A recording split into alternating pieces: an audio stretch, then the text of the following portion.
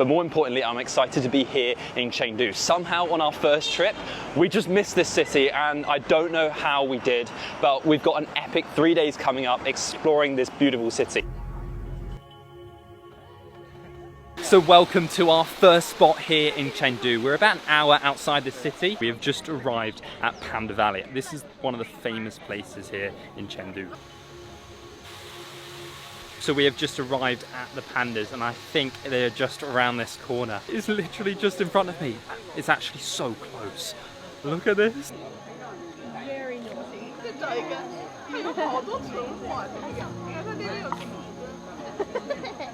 So our first panda of the day is a 6-year-old boy, and it's so funny. He's literally just sitting on his back, eating bamboo. Can't get over how funny the pandas actually are. They literally look like the toys you buy in like the gift store, like down the road. They're just brilliant. They're just like big cuddly animals. We've got another panda. Look, he's just sleeping there. They're so relaxed. So the panda behind me is called Changlang, and this was the smallest panda to ever be born. It was actually only 42 grams, which is about a third of how much my iPhone weighs. Like, pick your phone up and think of a third of that weight, and that's how much this panda was when it was born. Chonglang was actually the runt of the litter when she was born, and if she was in the wild, she would not have been cared for. Here in Panda Valley, they're not just keeping them in captivity, they're trying to train them up and make them semi-wild so that one day, hopefully, that they can go back into the wild and live their normal free life. But if it wasn't for all these programs, the giant pandas probably would have gone extinct. We actually just passed the giant panda reintroduction and training area. So this is where they try and teach the pandas to actually one day go back into the wild. But it is very hard to reintroduce them to the wild because obviously they're very used to being fed here in captivity. So there is a lot of worries that if they do go back in the wild that they might just starve to death. So there's actually two types of pandas. The giant panda one's the really famous one, but there's also the red pandas, and that's where we are heading right now. These ones I think are a lot smaller, but I think they look equally as fluffy and cute. Let's go have a look. We have just entered the free range red panda area. So the red pandas can literally explore this whole area wherever they want. They could even come just on this path, which is pretty cool. I don't know where we're going to see them, but they hopefully will come out at some point. Hopefully not hiding away. Oh, it's actually so cute. Red pandas just don't get as much fuss compared to the giant pandas, but they are honestly so cute, and it might actually be one of my new favourite animals. Just the way how small they are, they look super fluffy, just like the giant pandas, and their faces almost look like they're part of the cat family. I don't know if they are, but yeah. Oh wow, there's another one over here. It's just climbing through the trees. So a lot of the red pandas are found in like the mountainous areas, so in the foothills of the Himalayas and also around this province as well. So red pandas actually have nothing to do with giant pandas, and they are a completely different species. And they also eat a lot of bamboo, and their diet's supposed to be 98% bamboo. But obviously back there they were eating some apple, which is probably a very nice treat for them.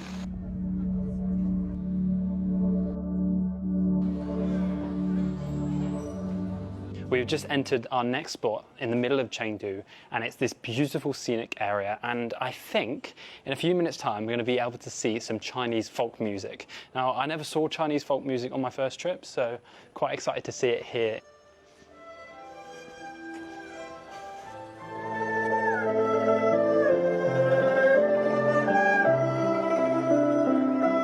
The instruments make such a beautiful sound, and being surrounded by all these trees and this beautiful Chinese architecture in this area just like adds to that atmosphere.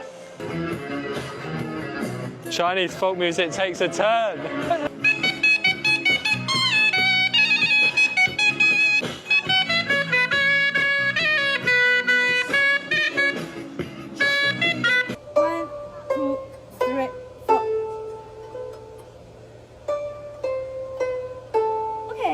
That was so awesome. So after the music, we were able to try and like play the instruments, and that like violin kind of thing was incredible. You have to be so delicate on all the strings because a slight different movement and it makes a completely different sound. Very confusing, but yeah, good fun.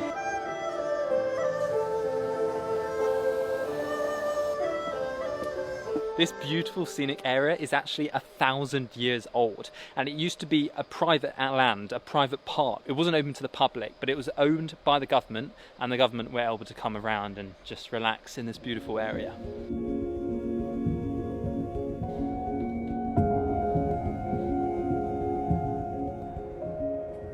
We have just arrived at the Jinshi Site Museum, and I'm pretty excited to be here because there's something here which is famous all throughout China, and it's pretty impressive. Let's take you in. The Jinshi Site Museum is a famous area known for its ancient artifacts, which were buried on this site over 3,000 years ago, but only found here in 2001, with more artifacts being found to this day. These relics were buried by the ancient Shu people as sacrificial offerings.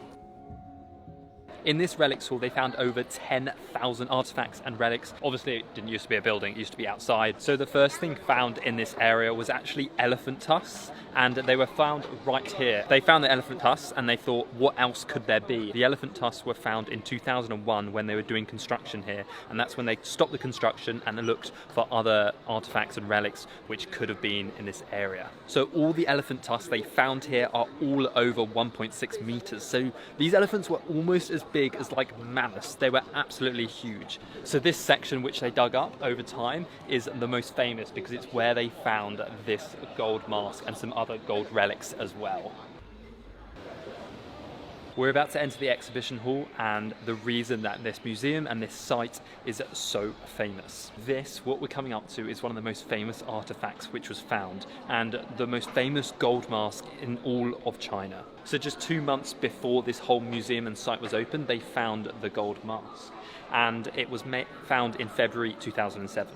If you want to think of it like this, it's almost like a little natural wonder. They just don't know how on earth they made this with such basic tools 3,000 years ago. And as you can see from the side, it is so thin, and they just have no idea how they made this mask. So this gold artifact which was found is the sun and immortal birds, and it's actually the symbol of the city of Chengdu. And apparently you'll see it all over the city over the next couple of days.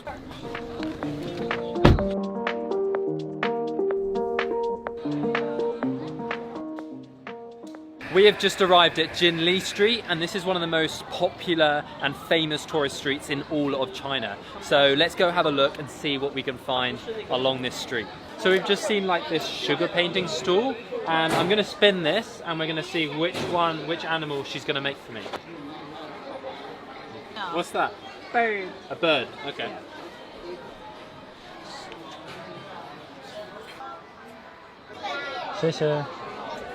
So this is the sugar painting which that lady made, and it's obviously my name. Oh, it's really hard. It's very sweet, but pretty good. So I've just sat down. I'm about to do some ear cleaning. Apparently it's very popular here in Chengdu, and maybe I'll be able to hear better after it. Let's have a look. I think this lady's going to help me. Feels like someone's like touching my eardrum. Feels so deep. It's such a weird feeling. This like cotton thing they put in your ear, it really tickles. It's a very weird sensation. It's like a drill or like a rattlesnake in your ear. But it's actually quite comforting. You guys know I love coffee, but look at this. They've got a robot coffee machine in here. Look at that. So it's robot barista. Let's have a look. Press this. Oh, as we're in Chengdu, we have to do the pandas. The robotic barista has begun. Look at him move. Here we go. The final result, I think, is coming. Oh wow! Look at that. It's got pandas on top of it. That's amazing. Chengdu definitely has a much more relaxed feel to it. Compared to other cities that I've visited in China before, Chengdu is like a lot more relaxed. The people seem very chilled out and just like taking their time. No one's rushed. It's a Saturday, but everyone's just chilling out in this beautiful little tourist street. Everything in this city has a panda on, and I kind of love it. I mean, who wouldn't like pandas? I've just ordered some fresh pomegranate juice. Quite excited for this. I do love pomegranate. I haven't had it in ages as well. Oh.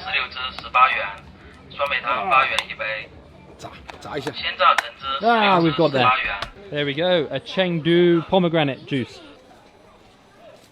Oh, it's actually quite bitter, but does taste pretty good. very refreshing. Even though it's quite cloudy today, it's still like pretty hot. It's probably like 28, 29 degrees.